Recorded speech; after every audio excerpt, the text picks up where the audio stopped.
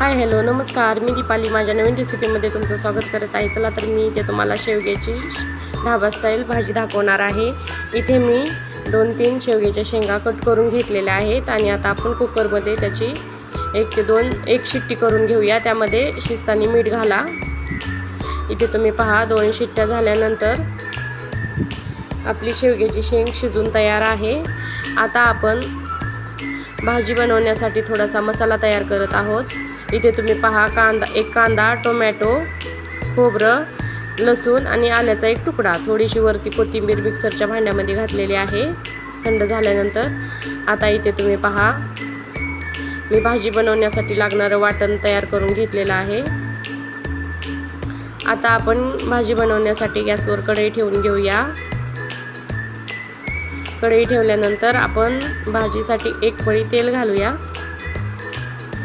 इथे तुम्ही पहा या प्रकारे तुम्ही भाजी बनवून बघा। आता आपण त्यामध्ये अर्धा चमचा जिरे आणि मोहरी ॲड करणार आहोत। जिरे आणि मोहरी तडतडल्यानंतर आपण त्यामध्ये भाजलेल्या कांदा, खोबरे आणि टोमॅटोचं वाटण घालून घेणार आहोत। गॅसची फ्लेम तुम्ही कमीच ठेवा।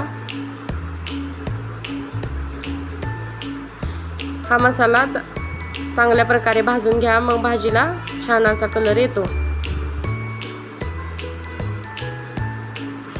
इथे तुम्ही पहा आता त्यामध्ये मी थोडीशी कोथिंबीर घातलेली आहे।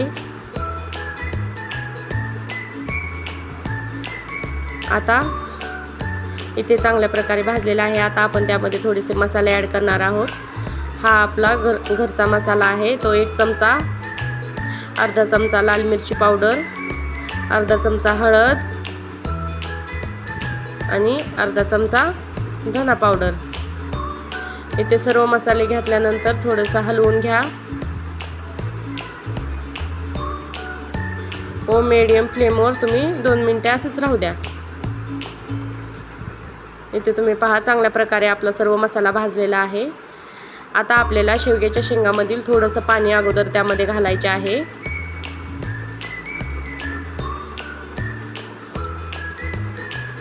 एकदम थोडेसे पाणी घालून आता तुम्ही या प्रकारे थोडे कढईमध्ये शिजू द्या।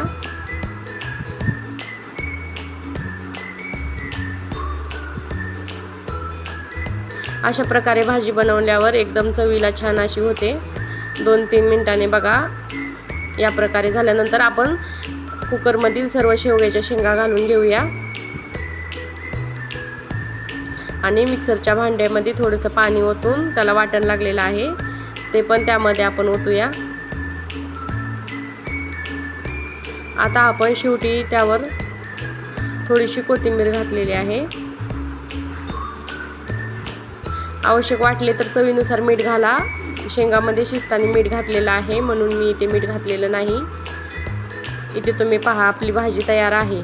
आता मी भाजी सर्व करून घेते। तुम्हाला माझी शेवग्याची शेंगाची भाजी आवडली तर नक्की लाईक करा, शेअर करा, सबस्क्राईब करा। चला तर मग भेटूया अनोख्या रेसिपीमध्ये। धन्यवाद, बाय बाय।